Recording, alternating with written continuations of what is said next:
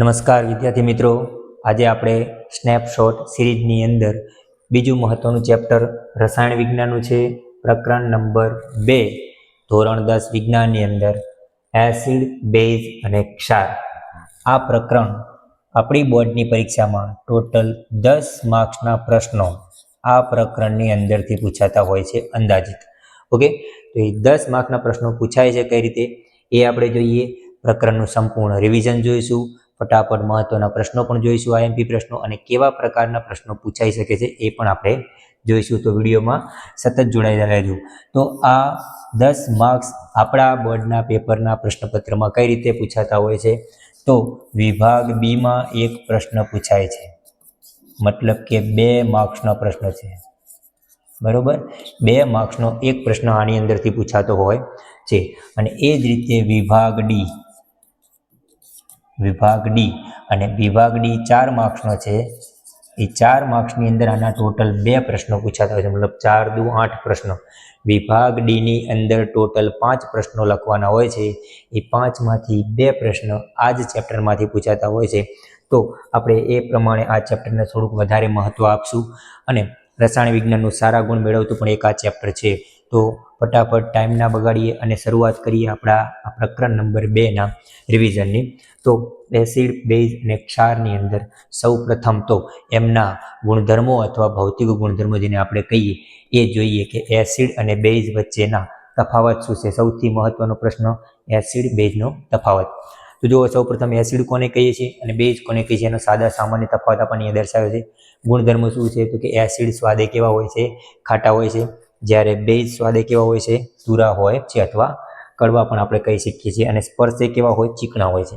Acid સ્વાદે ખાટા હોય છે, બેઝ સ્વાદે તુરા, અને સ્પર્શે કેવા હોય? ચીકણા હોય. જેમ કે આપણે સાબુને સ્પર્શ કરીએ કેવો ચીકાશ હોય એ રીતના. બીજો ગુણધર્મ શું છે? એનો ગુણધર્મ છે ભૂરા લિટમસને લાલ બનાવે છે. એસિડ ભૂરા લિટમસ પેપર ઉપર અસર કરે છે અને ભૂરાને શું બનાવી દે છે? લાલ બનાવે છે. એના માટે એક શોર્ટ ટ્રીક છે, એ ભૂલા. એ ભૂલાનો મતલબ શું થાય? એસિડ ભૂરા લિટમસ પેપરને લાલ બનાવે છે. સેમ ટુ સેમ બીજો ગુણધર્મ બેઝનો શું છે? તો કે બેઝ લાલ લિટમસ પેપરને ભૂરું બનાવે છે. તો કે બે લા ભૂ. આના માટે આ શોર્ટ ટ્રીક યાદ રાખો. એ ભૂલાનો મતલબ શું થાય? એસિડ ભૂરાને લાલ બનાવે. ભૂરાને લાલ બનાવે, લાલ ઉપર કોઈ અસર થાય નહીં. અને બેઝ લાલને ભૂરું બનાવે, મતલબ બેઝ લાલ લિટમસ પેપરને ભૂરું બનાવે છે. આ એસિડ બેઝનો બીજો એક ગુણધર્મ. ઉદાહરણ તરીકે આમનું પૂછીએ તો કયું છે? તો કે હાઇડ્રોક્લોરિક એસિડ એક ઉદાહરણ તરીકે યાદ રાખીએ. અને અહીંયા બીજું ઉદાહરણ યાદ રાખીએ, સોડિયમ હાઇડ્રોક્સાઇડ. પરંતુ આ પ્રકરણ માટે તમારે મહત્વના 4 એસિડ અને 4 બેઝ તો મગજમાં બેસાડવાના છે. કયા કયા છે?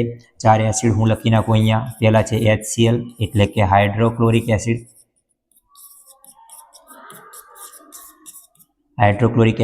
બીજો છે H2SO4 એટલે કે સલ્ફ્યુરિક એસિડ. પાછળ એસિડ સમજો. ત્રીજો છે HNO3 એટલે કે નાઇટ્રિક એસિડ. આ ચેપ્ટર માટે તમને 4 એસિડ અને 4 બેઝ તો આવડવા જોઈએ. અને CS3COOH એટલે કે એસિટિક એસિડ.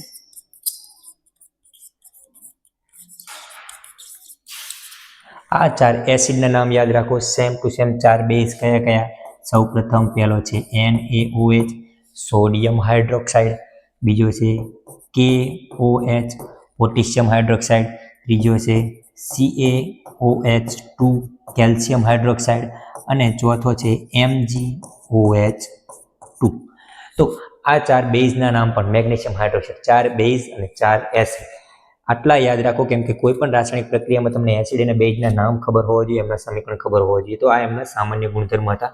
તો અહીંયા 3-4 એસિડ અને 3-4 બેઝ અહીંયા દર્શાવેલા છે. ઓકે, તો આ એમનો સામાન્ય ગુણધર્મ હતો અથવા એમનો તફાવત કહીએ તો પણ આ પ્રશ્ન 2 માર્ક્સમાં પૂછી શકાય છે. યાદ રાખજો. ચલો નેક્સ્ટ. હવે એસિડ બેઝની પરખ કઈ રીતે થાય? પ્રયોગશાળામાં કઈ રીતે થાય અથવા કુદરતી કોઈ ઉપકરણ દ્વારા કઈ રીતે થાય? તો એમાં એ પ્રશ્ન છે એસિડ બેઝના સૂચકો. પ્રશ્ન શું છે? સૂચકો. સૂચકનો મતલબ શું? તો કે જે પદાર્થ, જે રસાયણની મદદથી તમે એસિડ અને બેઝની પરખ કરી શકો, જાણી શકો કે એસિડ છે કે બેઝ, એને એના સૂચકો કહેવાય. રાસાયણિક અથવા ઓળખના સાધનો જેના મદદથી તમે રસાયણને ઓળખી શકો છો, એસિડ છે કે બેઝ. એસિડ અને બેઝની હાજરી રંગ પરિવર્તન દ્વારા દર્શાવતા પદાર્થો, મતલબ કે અમુક પદાર્થો એવા છે કે જે એસિડ અને બેઝની હાજરીમાં પોતાના રંગ બદલે છે, રંગમાં પરિવર્તન લાવે છે. તો જોઈએ કઈ રીતે કોણ કોણ છે. તો સૌ પ્રથમ જોઈએ લિટમસ. લિટમસ પેપર બે પ્રકારના હોય, ભૂરું અને લાલ લિટમસ પેપર, આપણે આગળ પણ જોયું. ઓકે, તો લિટમસ શું છે તો કે એસિડમાં લાલ અને બેઝમાં ભૂરું. શોર્ટમાં યાદ રાખો, એસિડમાં લાલ અને બેઝમાં ભૂરું, મતલબ કે એસિડ રહ્યું એ ભૂરા લિટમસ પેપરને લાલ બનાવે છે અને બેઝ લાલ લિટમસ પેપરને ભૂરું બનાવે. બરોબર, ભૂરાને લાલ બનાવી દે અને લાલને ભૂરું બનાવે.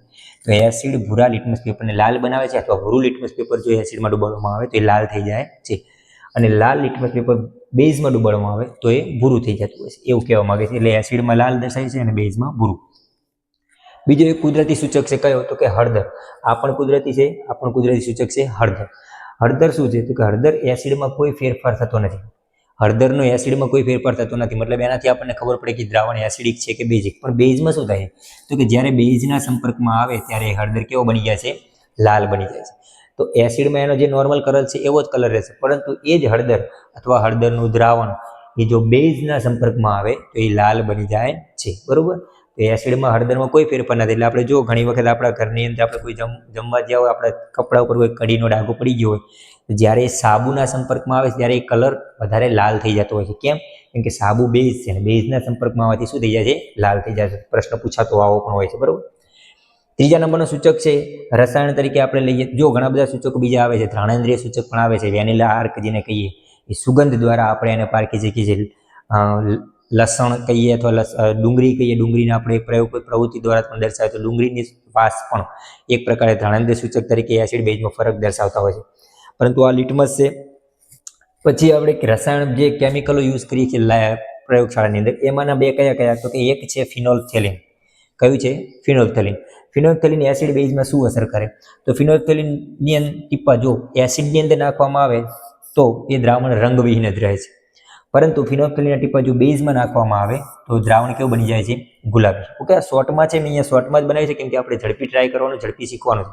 કેમ કે બધું જ અભ્યાસક્રમ તમે કદાચ વાંચ્યું પણ હશે, ન વાંચ્યું હોય તો અહીંયાથી જ ખ્યાલ પડે શોર્ટની અંદર. એટલે તમે અભ્યાસક્રમ વાંચ્યો એટલે તમને અહીંયાથી ઝડપી ખબર પડશે. એટલે મેં અહીંયા PDF શોર્ટની અંદર દર્શાવે છે બધી શોર્ટ ફોર્મમાં. તો અહીંયા ફિનોલ્ફથેલિન છે, જે ફિનોલ્ફથેલિન શું થશે કે એસિડની અંદર રંગવિહીન જ રહેશે અને બેઝમાં શું બનાવી દેશે, એ દ્રાવણને ગુલાબી બનાવે છે. બીજું કયું દ્રાવણ છે? બીજું દ્રાવણ છે મિથાઇલ ઓરેન્જ. મિથાઇલ ઓરેન્જનો પોતાનો રંગ પણ ઓરેન્જ જ હોય છે, પરંતુ જ્યારે એને એસિડમાં નાખવામાં આવે એટલે એ રંગ સુધી જાય છે લાલ. એ દ્રાવણનો રંગ સુધી જાય છે લાલ. જ્યારે બેઝમાં નાખવામાં આવે તો દ્રાવણનો રંગ કેવો થઈ જતો હોય છે, પીળો થઈ જતો હોય છે. તો આ થોડાક સૂચકો છે કે જેની મદદથી તમે એસિડ બેઝની પરખ કરી શકો છો. થોડુંક ફટાફટ ધ્યાન રાખજો અને ફટાફટ જોઈ પણ લઈએ. લિટમસ પેપર તો કે ભૂરાને લાલ બનાવે અને લાલ લિટમસ પેપરને ભૂરું બનાવી દે છે. હળદર એસિડ ઉપર કોઈ જોવા જઈએ તો એસિડ ઉપર કોઈ અસર થતી નથી, પરંતુ બેઝના સંપર્કમાં આવે તો એ લાલ થઈ જાય છે. ફિનોલ્ફથેલિન પોતે રંગવિહીન હોય છે, પણ એસિડના સંપર્કમાં આવે એટલે રંગવિહીન રહે. બેઝના સંપર્કમાં આવે એટલે શું થઈ જાય છે, ગુલાબી થઈ જાય છે. મિથાઇલ ઓરેન્જ, એનો રંગ ઓરેન્જ હોય છે, પરંતુ જ્યારે એસિડના સંપર્કમાં આવે ત્યારે પોતે લાલ થઈ જાય છે અને બેઝના સંપર્કમાં એટલે પીળો બની જાય છે. તો આ હતા એસિડ બેઝના સૂચકો, જેમાં કુદરતી સૂચકોની વાત કરીએ, હળદર છે, લિટમસ છે, આ બધા કુદરતી સૂચક છે. અને આ પ્રયોગશાળામાં વપરાતા આપણે સૂચકોની વાત કરી છે. ઓકે, ચલો નેક્સ્ટ. એના પછીની વાત કરીએ, એનો પહેલો જ નિયમ, મતલબ કે ધાતુ એસિડની રાસાયણિક પ્રક્રિયા અથવા રાસાયણિક ગુણધર્મો. તો પહેલો જ પ્રશ્ન છે આપણો એસિડની ધાતુ સાથેની પ્રક્રિયા, અને એમાં પણ મોસ્ટ ટાઈમ પ્રશ્ન કયો, દાણાદાર ઝીંકની મંદ સલ્ફ્યુરિક એસિડ સાથેની પ્રક્રિયા. પ્રવૃત્તિ સાથે, એટલે પ્રવૃત્તિ પણ તૈયાર કરવાની. જે કસનળી છે એમાં દાણાદાર ઝીંક રાખ્યો છે, મંદ સલ્ફ્યુરિક એસિડ રાખ્યો છે, વિમોચન નળી દ્વારા એને પાત્રમાંથી પસાર કરી એ પ્રવૃત્તિ પણ તૈયાર કરી નાખવાની. બરોબર, તો અહીંયા એ શોર્ટમાં મેં સમીકરણ આપ્યું છે. એસિડ અને બેઝ બંને સક્રિય ધાતુઓ સાથે પ્રક્રિયા કરી અને શું ઉત્પન્ન કરે છે, હાઇડ્રોજન વાયુ. તો કોમન વસ્તુ યાદ રાખજો, એસિડ અને બેઝ વચ્ચે સમાનતા શું છે તો કે બંને ધાતુ સાથે પ્રક્રિયા કરી અને શું ઉત્પન્ન કરે છે, હાઇડ્રોજન વાયુ ઉત્પન્ન કરે. શું ઉત્પન્ન કરે છે, હાઇડ્રોજન વાયુ. ચલો બંનેની ફટાફટ પ્રક્રિયા જોઈ લઈએ. એસિડની ધાતુ સાથે પ્રક્રિયા અને બેઝની ધાતુ સાથે પ્રક્રિયા. સામાન્ય સમીકરણ શું આવે, એસિડ વત્તા ધાતુ. આ ચેપ્ટરમાં અથવા રસાયણ વિજ્ઞાનના જે ચેપ્ટરમાં તમે પ્રશ્નો પૂછે ને, પ્રશ્નો ઉપરથી તમને ખબર પડી જવી પડે. જેમ કે અહીંયા શું કીધું છે, એસિડની ધાતુ સાથેની પ્રક્રિયા. તો પ્રક્રિયક બે છે, કોણ? એક છે એસિડ અને બીજો છે ધાતુ. તો કદાચ તમે ભૂલી જાઓ તો તમારે શું કરવાનું, તમને મેં કીધું પ્રમાણે એક એસિડ અને એક ધાતુ મગજમાં બેસાડો. દાખલા તરીકે મેં એક એસિડ યાદ રાખ્યો H2SO4 અને એક ધાતુ છે ઝીંક. તો આ બંનેમાંથી ઉત્પન્ન શું થાય છે, હાઇડ્રોજન. તો આમાંથી હું પહેલો જ દૂર શું કરી દઉં, હાઇડ્રોજન. અને બાકી વધ્યું છે એને યોગ્ય સંતુલિત અથવા મતલબ કે આયનોની આપલે કરીને યોગ્ય રીતે જોડવાનો ટ્રાય કરવાનો, જેમ કે Zn અને SO4. તો શું બની ગયા? ZnSO4. તો આ છે હાઇડ્રોજન વાયુ. તો આ શું છે? તો કે ઝીંક સલ્ફેટ એક પ્રકારનો ક્ષાર છે. શું છે? ક્ષાર. તો અહીંયાથી આપણને ખબર પડે કે જો એસિડની ધાતુ સાથે પ્રક્રિયા કરીએ તો શું બને? ક્ષાર અને હાઇડ્રોજન વાયુ. કદાચ તમે એમ કહો સાહેબ આ તો સમીકરણ બુકમાં આપ્યું છે એટલે તમને ખ્યાલ, પરંતુ કદાચ તમને ભૂલી જાઓ તો એક યાદ રાખો, એક એસિડ લઈ લો HCl અને એક ધાતુ લઈ લો સોડિયમ. HCl અને સોડિયમ. તો અહીંયા જ્યારે પણ આખા રસાયણ વિજ્ઞાનમાં હું કહું છું, મારા વિદ્યાર્થીને પણ કહું છું કે જ્યારે રસાયણ વિજ્ઞાનના પ્રકરણમાં કોઈ રાસાયણિક સમીકરણમાં એક પ્રક્રિયકમાં Cl દેખાય, બીજા પ્રક્રિયકમાં સોડિયમ દેખાય, એટલે તમારે એક નિપજ તો બનાવી દેવાની. કઈ? NaCl. અને NaCl એટલે શું? ક્ષાર. NaCl એટલે શું થાય? ક્ષાર. પ્લસ એકલો કોઈ દિવસ સ્વતંત્ર હાઇડ્રોજન હોય નહીં, એ હંમેશા H2 સ્વરૂપે હોય. પછી શું કરવું પડે? કે હવે સમીકરણને સંતુલિત કરવું પડે. સંતુલિત કરવા માટે અહીંયા 2 છે, તો અહીંયા 2 વડે ગુણો તો ક્લોરીન 2 થઈ જાય, તો પછી સોડિયમ પણ 2 લેવા પડે. આ થઈ ગયું સમીકરણ. એસિડ વત્તા ધાતુ, ક્ષાર અને હાઇડ્રોજન વાયુ. તો આ રીતે કોઈ પણ એસિડની ધાતુ સાથે પ્રક્રિયા કરશો એટલે ક્ષાર અને હાઇડ્રોજન વાયુ બનાવે છે. પણ આમાં પણ એક મહત્વનો પ્રશ્ન છે, બધા જ એસિડો નહીં. અહીંયા મંદ એસિડ કીધું છે. નાઇટ્રિક એસિડ એટલે કે HNO3 એ બધી જ ધાતુઓ સાથે ક્ષાર અને અથવા હાઇડ્રોજન વાયુ ઉત્પન્ન કરતો નથી. તો કઈ ધાતુ સાથે? મોસ્ટ ટાઈમ યાદ રાખજો, મેગ્નેશિયમ અને મેંગેનીઝ. આ જ બે ધાતુઓ સાથે નાઇટ્રિક એસિડ પ્રક્રિયા કરે છે અને નિપજમાં હાઇડ્રોજન વાયુ ઉત્પન્ન કરે છે. બીજા કોઈ ધાતુ સાથે કરતો નથી. તો આ બે ધાતુના નામ પણ યાદ રાખજો. કેમ નથી કરતો એવું પૂછે તો શું થાય છે? તો એક પ્રકારનો આ પોતે શું છે? તો કે પ્રબળ ઓક્સિડેશન કરતા. પ્રબળ ઓક્સિડેશન કરતા હોવાથી શું થાય? તો કે જે મુક્ત થતો હતો હાઇડ્રોજન એની સાથે ઓક્સિજન જોડી દેશે. એની સાથે શું જોડી દેશે? ઓક્સિજન. એટલે હાઇડ્રોજન નહીં મળે, પણ શું બનશે? પાણી. અને પછી શું કરશે? પોતાનું રિડક્શન. પોતાનું રિડક્શન કઈ રીતે કરશે? તો કે કોઈ પણ નાઇટ્રસ ઓક્સાઇડ અથવા નાઇટ્રોજન ડાયોક્સાઇડ અથવા નાઇટ્રિક ઓક્સાઇડ આ કોઈ પણ રીતે પોતાનું રિડક્શન કરે છે. આથી બધી જ ધાતુઓ સાથે નહીં, પણ મેગ્નેશિયમ અને મેંગેનીઝ સાથે જ નાઇટ્રિક એસિડ એ હાઇડ્રોજન વાયુ ઉત્પન્ન કરે છે. કઈ ધાતુ? મેગ્નેશિયમ અને મેંગેનીઝ. આ બે નામ યાદ રાખજો. ઓકે. એ જ રીતે બેઝ શું કરે છે? તો કે બેઝની ધાતુ સાથે પ્રક્રિયા કરો તો પણ ક્ષાર અને હાઇડ્રોજન વાયુ મળે છે. એનું પણ એક મોસ્ટ આઈએમપી સમીકરણ છે. બેઝમાં લઈ લો NaOH, ધાતુની અંદર લઈ લો ઝીંક અને એક બનાવી દો હાઇડ્રોજન વાયુ. અહીંયા H2 કરવા માટે અહીંયા 2 વડે ગુણવા પડે. 2 વડે ગુણતા આખું સમીકરણમાં તમે જોશો 2 સોડિયમ થઈ જશે, 2 ઓક્સિજન થઈ જશે, 1 ઝીંક. 2 સોડિયમ, 2 ઓક્સિજન અને 1 ઝીંક. Na2ZnO2. આ સમીકરણ છે ક્ષારનું. શું છે? Sodium zincate. આ સમીકરણ વારંવાર પૂછાતું હોય છે. સોડિયમ ઝિંકેટનું રાસાયણિક સમીકરણ લખો અથવા નીચેનામાંથી કયું સોડિયમ ઝિંકેટનું રાસાયણિક સમીકરણ છે? તો Na2ZnO2 છે. અહીંયા એક પ્રવૃત્તિ સામાન્ય સમજાય છે કે અહીંયા દાણાદાર ઝીંક લીધા હોય, સલ્ફ્યુરિક એસિડ લીધી હોય તો શું ઉત્પન્ન થાય છે? હાઇડ્રોજન વાયુ મુક્ત થાય છે અને દ્રાવણ બને છે. એ શું બને છે? ક્ષાર બને છે. તો એસિડની ધાતુ સાથેની પ્રક્રિયા કરો એટલે ક્ષાર અને હાઇડ્રોજન વાયુ મળે. કોમન સમીકરણ યાદ રાખો. સેમ ટુ સેમ બેઝમાં પણ એવું જ થાય છે. ઓકે. બીજા નંબરની પ્રવૃત્તિ શું છે એસિડની? તો બીજા નંબરમાં તમને કીધું છે એસિડની ધાતુના કાર્બોનેટ સાથે અને બાયકાર્બોનેટ એટલે કે હાઇડ્રોજન કાર્બોનેટ સાથે પ્રક્રિયા કરીએ તો શું થાય? એસિડની ધાતુના કાર્બોનેટ સાથે અને બાયકાર્બોનેટ સાથે પ્રક્રિયા કરેલો અહીંયાથી તમને ખબર પડશે કાર્બન ડાયોક્સાઇડ વાયુ ઉત્પન્ન થતો હોય છે. હવે ધાતુનો કાર્બોનેટ અને ધાતુનો હાઇડ્રોજન કાર્બોનેટ પ્રકરણ નંબર 4માં પણ પૂછાતો હોય છે. તો અહીંયા પણ એક વસ્તુ યાદ રાખો, ધાતુનો કાર્બોનેટ મતલબ કોને લેવાનો? ધાતુનો કાર્બોનેટ લેવાનો મતલબ સોડિયમ કાર્બોનેટ. કેમ? કેમ કે સોડિયમ કાર્બોનેટ છે, સોડિયમ ધાતુ છે એટલે. બીજું, ધાતુ બાયકાર્બોનેટ એટલે ધાતુ હાઇડ્રોજન કાર્બોનેટ. ધાતુ હાઇડ્રોજન કાર્બન એટલે કોણ? તો કે NaHCO3.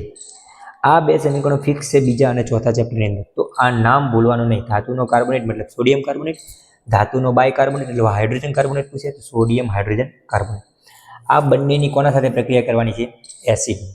અને આ મગજમાં બેસાડી દેજો, એસિડની ધાતુના કાર્બોનેટ સાથે કે તે એસિડની ધાતુના હાઇડ્રોજન કાર્બોનેટ સાથે પ્રક્રિયા કરો, નિપજ બનશે ક્ષાર, પાણી અને કાર્બન ડાયોક્સાઇડ. શું બનશે? ક્ષાર, પાણી અને કાર્બન ડાયોક્સાઇડ. એસિડ વત્તા ધાતુ કાર્બોનેટ અથવા ધાતુ હાઇડ્રોજન કાર્બોનેટ બંનેમાંથી ગમે તે સાથે પ્રક્રિયા કરો, શું બનશે? ક્ષાર. બીજી નિપજ પાણી, અને ત્રીજી નિપજ કાર્બન ડાયોક્સાઇડ. ઓકે, આ 3 નિપજ મળે છે. જો ધાતુના કાર્બન સાથે પ્રક્રિયા કરીએ તો અહીંયા થોડુંક સંતુલિત કરવા માટે આગળ 2 વડે ગુણવા પડે છે. ધાતુનો કાર્બોનેટ પ્લસ HCl એટલે કે ક્ષાર બન્યો NaCl, પાણી અને કાર્બન ડાયોક્સાઇડ. જ્યારે ધાતુના હાઇડ્રોજન કાર્બોનેટમાં HCl લીધો, એસિડ લીધો, ક્ષાર બન્યો, પાણી બન્યો, કાર્બન ડાયોક્સાઇડ. અહીંયા ઓલરેડી એક હાઇડ્રોજન છે, અહીંયા એક હાઇડ્રોજન માટે 2 વડે ગુણવા પડે છે. અહીંયા હાઇડ્રોજનની સંખ્યા ટોટલ 2 થઈ જાય છે, એટલે સંતુલિત કરવાની જરૂર પડતી નથી. આ જ પ્રશ્ન એસિટિક એસિડના ગુણધર્મો પણ આવે છે ધાતુના કાર્બોનેટ સાથે અને હાઇડ્રોજન કાર્બોનેટ સાથે પ્રક્રિયા. તો એ વખતે પણ તમે કહી શકો કે એસિડ વત્તા ધાતુનો કાર્બોનેટ અથવા હાઇડ્રોજન કાર્બોનેટ શું બનાવે? ક્ષાર, પાણી અને કાર્બન ડાયોક્સાઇડ બનાવે છે. તો આ પણ એક મહત્વનો પોઈન્ટ છે. તમને પ્રશ્ન ઉપરથી સમીકરણ બનાવતા આવડવું જોઈએ. ઓકે, અને તૈયારી પણ એ રીતની જ કરવાની. તો આ તો બીજા નંબરની પ્રક્રિયા. ત્રીજા નંબરની પ્રક્રિયા શું છે? તટસ્થીકરણની પ્રક્રિયા. મોસ્ટ ટાઈમ પ્રશ્ન તટસ્થીકરણની પ્રક્રિયા. તટસ્થીકરણ મતલબ શું? બેલેન્સ કરવું. કોનું બેલેન્સ કરવું? એસિડ અને બેઝ. તો આ ચિત્ર ઉપરથી પણ તમને ખબર પડી જાય કે એસિડ અને બેઝનું બેલેન્સ કરવું એટલે નિપજમાં શું બને? ક્ષાર અને પાણી. તો તટસ્થીકરણની પ્રક્રિયાની વ્યાખ્યા શું થાય? તો એસિડ અને બેઝ એકબીજાની અસર નાબૂદ કરે, પરિણામે શું બને? ક્ષાર અને પાણીનું નિર્માણ થાય. આને કહેવાય તટસ્થીકરણની પ્રક્રિયા. બીજી રીતે એસિડ બેઝની પ્રક્રિયા થઈ અને ક્ષાર અને પાણી બનાવે, આ પ્રક્રિયાને તટસ્થીકરણની પ્રક્રિયા કહેવામાં આવે છે. ઓકે, સામાન્ય સમીકરણ શું છે એનું? એસિડ અને બેઝ, ક્ષાર અને પાણી. એક એસિડ લીધો, એક બેઝ લીધો. જો Cl અને સોડિયમ આ 2 દેખાય એટલે શું બનાવી દેવાનું? NaCl. બાકી શું વધ્યા? H અને OH. આ બંને જોડી શું બની જાય? પાણી. તો એસિડ બેઝની પ્રક્રિયા થાય એટલે ક્ષાર અને હાઇડ્રોજન વાયુ બને, ક્ષાર અને પાણી બને છે, જેને આપણે કઈ પ્રક્રિયા કહીએ છીએ? તટસ્થીકરણની પ્રક્રિયા. અન્ય ઉદાહરણ પૂછે તો કોઈ પણ એસિડ લઈ લેવાનો અને કોઈ પણ બેઝ લઈ લેવાનો, ક્ષાર બનાવી દેવાનો મેગ્નેશિયમ સલ્ફેટ, અને પાણી એટલે કે H2O. સંતુલિત કરવા માટે અહીંયા 2H2O કરી નાખો. બરોબર, પ્રક્રિયા સંતુલિત થઈ ગઈ. તો ક્ષાર અને પાણી બને છે કોઈ પણ એસિડની બેઝ સાથે પ્રક્રિયા કરો ત્યારે. ઓકે, તો આ એના પછીનો પ્રશ્ન હતો. ત્યારબાદનો પ્રશ્ન શું છે? તો કે ધાતુના ઓક્સાઇડ અને અધાતુના ઓક્સાઇડ કયા સ્વભાવ ધરાવે છે તે. તો જો ધાતુનો ઓક્સાઇડ મગજમાં બેસાડી દેજો, બેઝ હોય. ધાતુનો ઓક્સાઇડ કેવો હોય? બેઝ. ધાતુના ઓક્સાઇડ મતલબ શું? Calcium oxide, magnesium oxide, copper oxide, sodium oxide, zinc oxide. આ બધા શું છે? આગળ ધાતુ છે અને પાછળ ઓક્સિજન છે, એટલે ધાતુના ઓક્સાઇડ.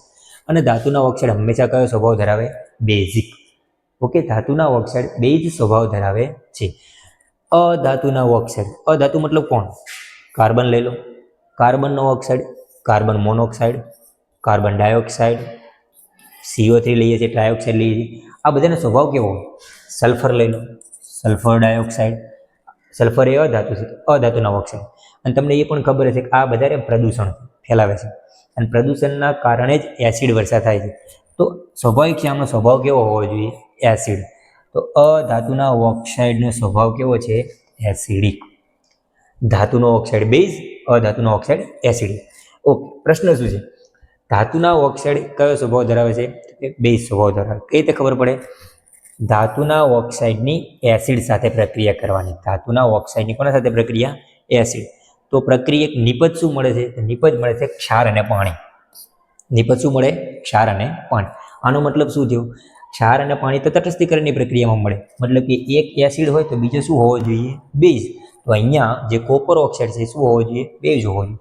તો અહીંથી તમે જુઓ, કોપર ઓક્સાઇડનો શરૂઆતમાં જે કલર કાળો હતો, પછી એનો કલર કેવો થઈ જાય છે? વાદળી લીલો કલર થઈ જાય છે, એવું કહેવામાં આવ્યું. બરોબર. અધાતુનો ઓક્સાઇડ એ કયો સ્વભાવ ધરાવે છે? એસિડિક. તો એમાં અધાતુ લઈ લો, કાર્બન ડાયોક્સાઇડ, અધાતુનો ઓક્સાઇડ. બેઝ સાથે પ્રક્રિયા કરો. કોના સાથે પ્રક્રિયા કરવાનું? બેઝ. આ યાદ કઈ રીતે રાખવાનું? આનો સ્વભાવ બેઝ છે, તો આની પ્રક્રિયા કરો એસિડ સાથે. આનો સ્વભાવ એસિડિક છે, તો આની પ્રક્રિયા કરો બેઝ સાથે. ઓકે, બેઝ સાથે પ્રક્રિયા કરી તો ક્ષાર અને પાણી મળ્યું. મતલબ કે જો આ બેઝ હોય તો આ શું હોય? એસિડ હોય. તો જ નિપજ ક્ષાર અને પાણી મળે. શું નિપજ મળી? પાણી માટે H2O અને ક્ષાર શું બની ગયા? Calcium carbonate, CaCO3. અહીંયા પણ પ્રવૃત્તિ દર્શાવી છે, કાર્બન ડાયોક્સાઇડ, કેલ્શિયમ હાઇડ્રોક્સાઇડ, અને આપણને કેલ્શિયમ કાર્બોનેટ મળે છે. તો આ પણ એક મોસ્ટ આઈએમપી પ્રશ્ન છે. ધાતુનો ઓક્સાઇડ અને અધાતુના ઓક્સાઇડ કયો સ્વભાવ ધરાવે છે? તો ટૂંકામાં યાદ રાખજો, બેઝિક, અને આ ધરાવે છે એસિડ. ચલો, એના પછીનો મહત્વનો પ્રશ્ન, pH માપક્રમ. પીએચમાં પી એટલે પોટેન્સ, પીનો મતલબ શું થાય છે? પોટેન્સ થાય છે, પોટેન્સ. અને પોટેન્સનો મતલબ થાય શક્તિ. પોટેન્સ ઓફ હાઇડ્રોજન, પોટેન્સ શું દર્શાવે છે? હાઇડ્રોજન.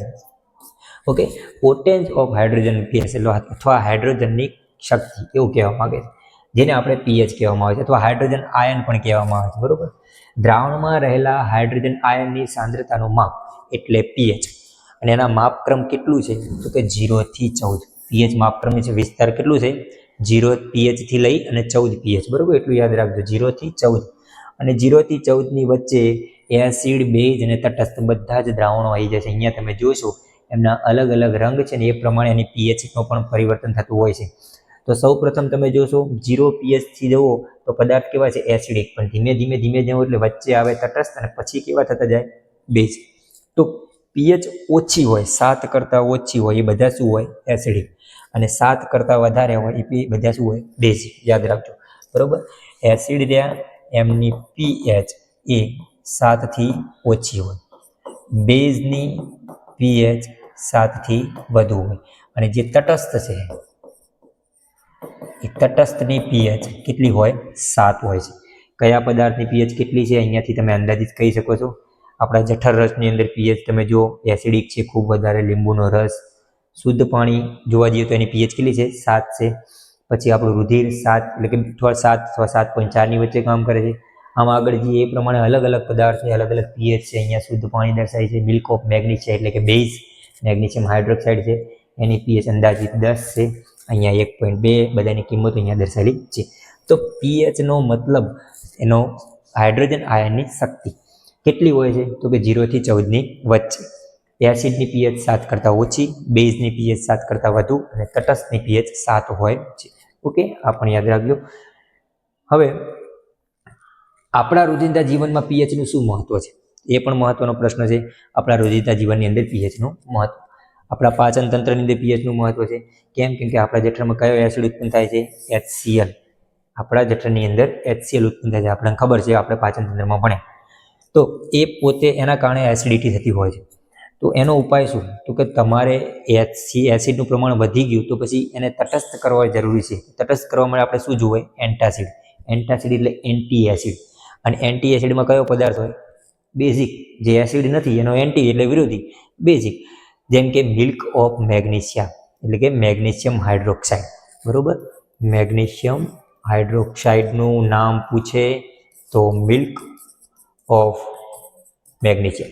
એસિડિટી માટે કયો એન્ટાસિડ વપરાય? Milk of magnesium. ઓકે, અને એની મદદથી આપણે તટસ્થ પીએચ કરીએ અને જેના કારણે આપણે એસિડિટી મટાડી શકીએ છીએ. બીજું, આપણા દાંત સડી જવા એમાં પણ પીએચ જવાબદાર છે. આપણા મોઢાની પીએચ 5.5 થી ઘટી જાય, મતલબ આપણું મોઢાની અંદર જે માધ્યમ છે એસિડિક થતું જાય એ વખતે આપણું દાંતનું જે પડ છે એ કેલ્શિયમ ફોસ્ફેટનું બનેલું છે. એનું બનેલું છે, આપણને ટૂંકો પ્રશ્ન છે, કેલ્શિયમ ફોસ્ફેટનું બનેલું છે. તો એ ખવાવા લાગે છે, મતલબ સડી જાય છે. તો શું કરવું જોઈએ? તો કે પીએચ એ ખૂબ ઓછી થઈ જાય તો પછી એને વધારવી પડે, તટસ્થ કરવી પડે. એના માટે આપણે બેઝિક પદાર્થ લેવો પડે. કયો બેઝિક પદાર્થ છે? ટૂથપેસ્ટ. જેના વડે દાંત સાફ કરવાથી આપણા મોઢાની પીએચમાં વધારો થાય છે, થોડુંક તટસ્થીકરણ થવા જાય છે એવું આપણને કહેવા માંગે છે. બરોબર.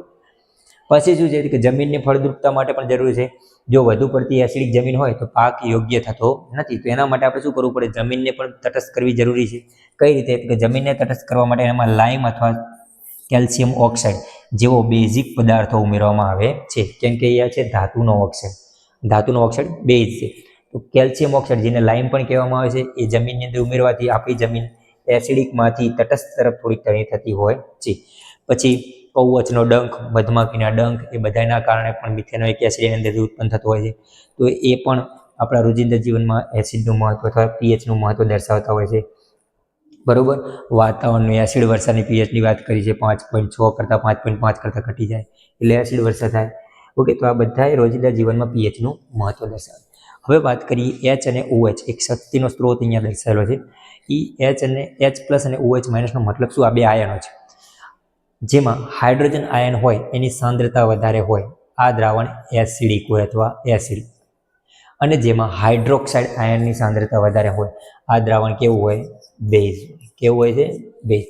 તો પદાર્થની એસિડિક કે બેઝિક પ્રકૃતિને પાણીમાં કયા આયનો મુક્ત કરે છે તેના ઉપર આધાર રાખે. પાણી સાથે પ્રક્રિયા કરીએ એટલે કે એસિડ બેઝની પાણી સાથે પ્રક્રિયા, આ પ્રશ્ન એ રહ્યો છે એસિડ બેઝની પાણી સાથે કયા આયનો મુક્ત કરે છે. તો એસિડને જો પાણીમાં પ્રક્રિયા કરીએ તો એ કયો આયન મુક્ત કરે છે? હાઇડ્રોનિયમ આયન અથવા હાઇડ્રોજન આયન. અને બેઝને પાણી સાથે પ્રક્રિયા કરીએ તો એ કયો આયન મુક્ત કરે છે? હાઇડ્રોક્સાઇડ આયન મુક્ત કરે છે. એસિડ વત્તા પાણી, આ H3O પ્લસ એટલે હાઇડ્રોનિયમ, શું કહેવાય છે ને? હાઇડ્રોનિયમ આયન પ્લસ ક્લોરીન છૂટો પડતો હશે, ક્લોરીન આયન છૂટો પડતો. અહીંયા એક સમીકરણ પણ આપ્યું છે કે પાણી સાથે પ્રક્રિયા કરીએ એટલે H પ્લસ છૂટો પડે અને Cl. H3O પ્લસ કો H પ્લસ કો બંને સરખું જ છે, પરંતુ આનું નામ છે હાઇડ્રોનિયમ આયન.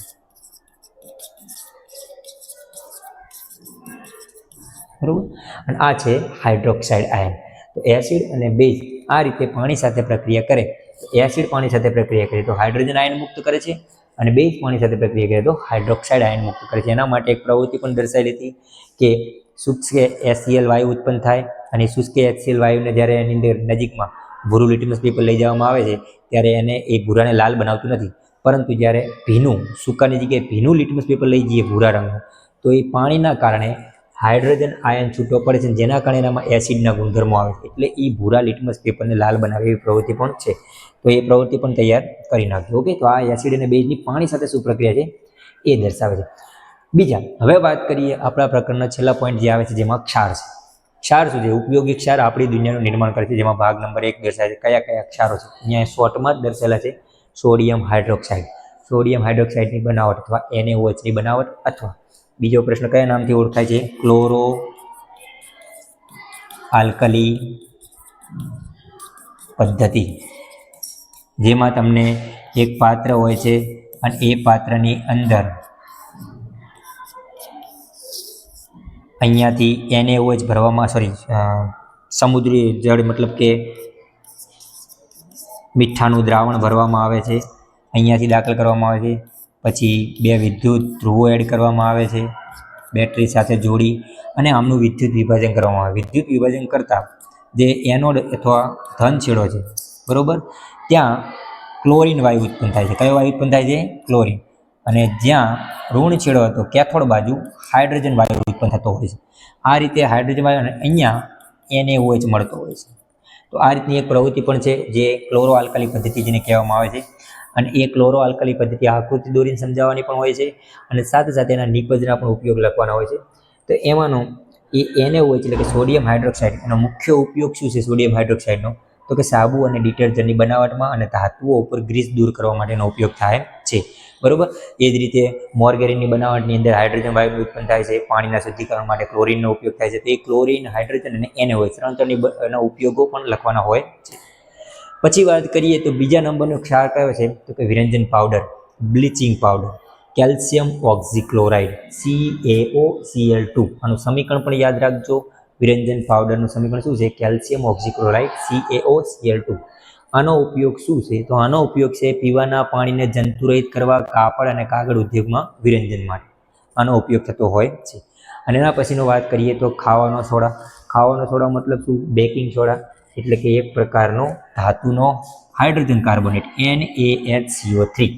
આનો ઉપયોગ શું થાય છે? કે રસોઈમાં ખોરાકને નરમ અને પોચો બનાવવા માટે એક, અને બીજી રીતે એન્ટાસિડ તરીકે પણ એનો ઉપયોગ થાય છે. અહીંયા માત્ર એ ઉપયોગો દર્શાવે છે, એના નામ દર્શાવે છે. તમારે આ દરેક પ્રશ્ન એમના બનાવટ પણ યાદ રાખવાની અને એમના ઉપયોગ પણ યાદ રાખવાના. બરોબર, આ પ્રશ્ન પૂછાય છે કઈ રીતે? તો કે ક્ષારની બનાવટ. અને પ્રશ્નો 4 માર્ક્સમાં આ રીતે પૂછાતા હોય છે મોસ્ટ ઓફ, કે NaOHની બનાવટ લો અને તેના ઉત્પન્ન થતી નિપજના ઉપયોગો, વિરંજન પાવડરની બનાવટ અને તેના નિપજ અને તેના ઉપયોગો, ખાવાના સોડાની બનાવટ અને તેના નિપજ જે મળે છે એના ઉપયોગો. બરોબર, એટલે કે ખાવાના સોડાના ઉપયોગો.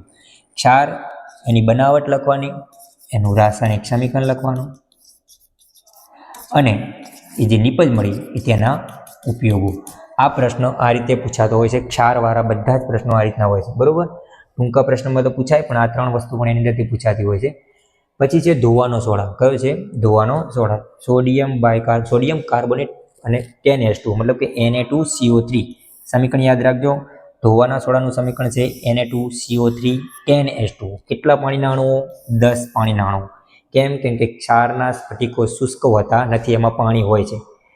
એનો મુખ્ય ઉપયોગ શું છે તો કે કાચ અને સાબુ ઉદ્યોગમાં પાણીમાં કાયમી કઠિનતા દૂર કરવા માટે સાબુની બનાવટની અંદર. અને એના પછીનો લાસ્ટ મોસ્ટ આઈએમપી પ્રશ્ન કયો છે તો કે પ્લાસ્ટર ઓફ પેરિસની બનાવટ.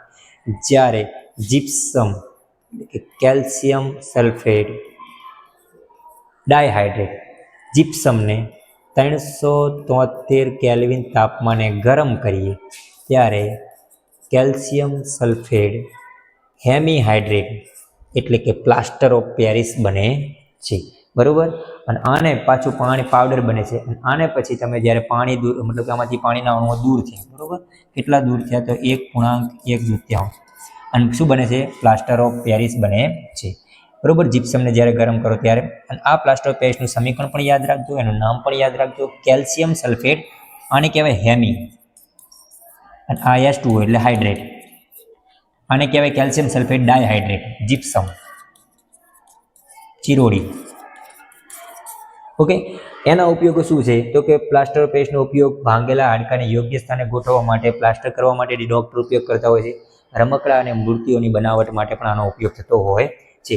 તો આટલા મહત્વના પ્રશ્નો આ ચેપ્ટરમાંથી હોય છે. તો આ ચેપ્ટર જોવા જઈએ તો આપણે રિવિઝન છે થોડુંક ફાસ્ટમાં રિવિઝન છે, કેમ કે આપણે જે સિરીઝ બનાવી છે એને સ્નેપશોટ કહીએ છીએ, કેમ કે ચપટીમાં ફટાફટ આપણે ઝડપી શીખવાનું છે. અને જેને પણ વધારે તૈયાર કરી છે એને ખાલી દેખવાનું છે. તો આ દેખવા માટે શોર્ટ નોટ અહીંયા આપણા આ ચેપ્ટરની અંદર છે. ઓકે. અહીંયા એક પોઈન્ટ એવો પણ છે કે સ્ફટિક જળ અથવા ક્ષારના સ્ફટિક શુષ્કો હોતા નથી, એમાં પાણીના અણુઓ હોય છે. જો અહીંયા દર્શાવી દાખલા તરીકે કોપર સલ્ફેટના સ્ફટિક લીધા છે. કોપર સલ્ફેટના સ્ફટિકમાં પાણીના અણુઓ હોય, કેટલા 5 પાણીના અણુઓ હોય. ત્યારે એનો રંગ કેવો હોય છે વાદળી. પણ જો એને ગરમ કરવામાં આવે, પાણીના અણુઓ દૂર કરી દેવામાં, જો અહીંયા પાણીના અણુઓ દૂર કરી દીધા તો એ શું બની ગયો છે પાવડર, સફેદ પાવડર.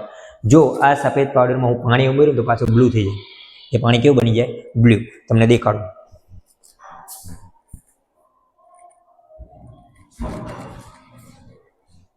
આ એક કોપર સલ્ફેટના દ્રાવણની કોપર સલ્ફેટના પાવડરની અંદર પાણી ઉમેર્યું એટલે આ એનો રંગ થઈ ગયો. આ રીતે બ્લુ રંગ એનો થઈ જાય છે જ્યારે પાણી ઉમેરે છે ત્યારે.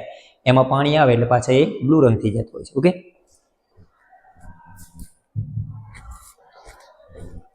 તો શક્ય હશે તો આપણે રસાયણ વિજ્ઞાનના અને ભૌતિક વિજ્ઞાનના દરેક પોઈન્ટ અથવા દરેક ચેપ્ટરને પ્રક્રિયા સાથે પણ આપણે શીખશું, પ્રેક્ટિકલી પણ શીખશું, બરાબર. જો સમય મળશે મને તો હું એ રીતની પણ વિડીયો બનાવીશ.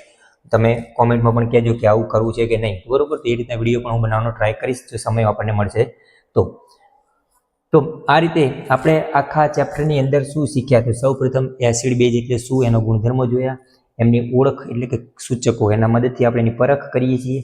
એસિડ બેઝ વચ્ચેની પ્રક્રિયાઓ પણ જોઈ, એમના પીએચ વિશે જોયું, એમની સાંદ્રતા કેટલી હોય છે એના વિશે જોયું, અને છેલ્લે એમાંથી ઉત્પન્ન થતા જે ક્ષાર છે એ ક્ષારના બનાવટ પણ જોયા અને એમના ઉપયોગ પણ જોયા. આ ચેપ્ટરની અંદર આપણે આટલું જોયા. તો અહીં આ ચેપ્ટર આપણે અહીંયા પૂર્ણ કરી છે. 10 માર્ક્સનું ચેપ્ટર છે, મહત્વનું ચેપ્ટર છે.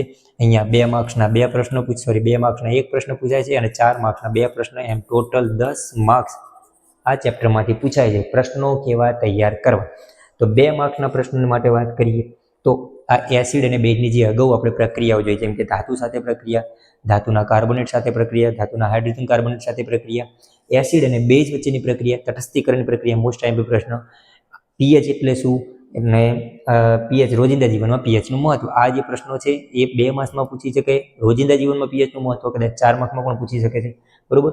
4 માર્ક્સના પ્રશ્નોમાં કયા પ્રશ્નો હોઈ શકે તો જેટલા પણ આ ક્ષારવાળા પ્રશ્નો હતા ને, NaOHની બનાવટ, પછી વિરંજન પાવડરની બનાવટ, પછી ખાવાનો સોડાની બનાવટ, ધોવાનો સોડાની બનાવટ અને પ્લાસ્ટર ઓફ પેરિસની બનાવટ, આ જેટલા પણ હતા આ 5 ક્ષારની બનાવટ અને તેના ઉપયોગો તૈયાર કરી દીધો. કે 2 માર્ક્સમાં એ પૂછાતા હોય છે, 4 માર્ક્સમાં પૂછે તો 1 કરતાં 2 ની મતલબ કે 2 ક્ષારના બનાવટ અને ઉપયોગ પૂછી શકે છે, બરોબર. તો આટલા પ્રશ્નો તૈયાર કરશો એટલે 99% આમાંથી તમને 10માંથી મોસ્ટ ઓફ 10 માર્ક તો તમને મળી જ રહેશે, પણ આ પ્રશ્નો કમ્પ્લીટ તૈયાર કરવાના. ઓકે. હવે પછી આપણે પ્રકરણ નંબર 3 ધાતુ અને અધાતુનો સ્નેપશોટનો વિડીયો લઈને આવશું, તો જોડાયેલા રહેજો. Thank you.